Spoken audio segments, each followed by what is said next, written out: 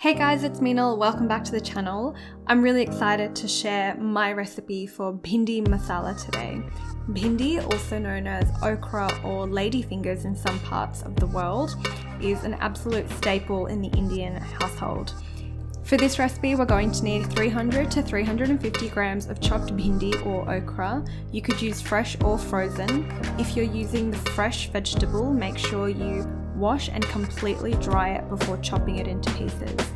We're also going to need 2 tomatoes chopped finely, 1 medium-sized onion chopped finely, 1 bay leaf, a 2 cm stick of cinnamon, 2 cardamom pods, 2 to 3 cloves, half a teaspoon of ground turmeric powder, 1.5 teaspoons of ground chilli powder, 1 teaspoon of ground coriander, 1 teaspoon of ground cumin, half a teaspoon of cumin seeds, 1 teaspoon of tomato paste, 2 teaspoons of lemon juice, half a teaspoon of kasuri methi.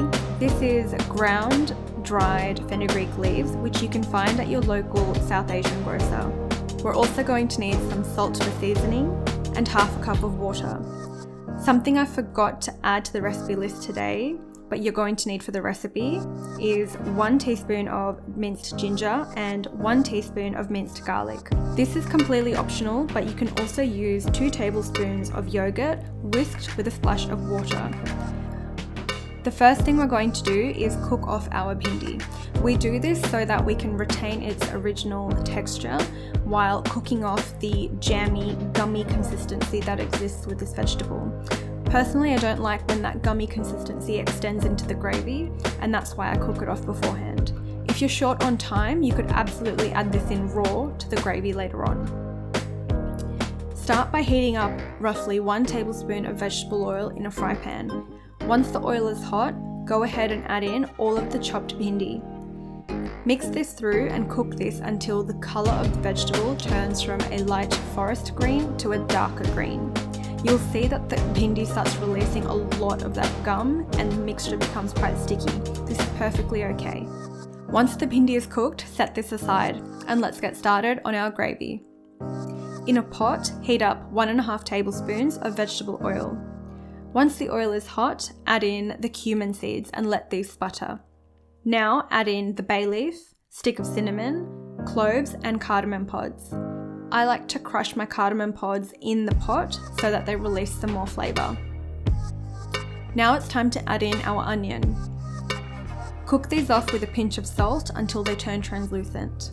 Once the onions are cooked, add in all the ground spices and mix these through. We're trying to heat up all the spices so that they release their flavour. Now it's time to add the chopped tomatoes.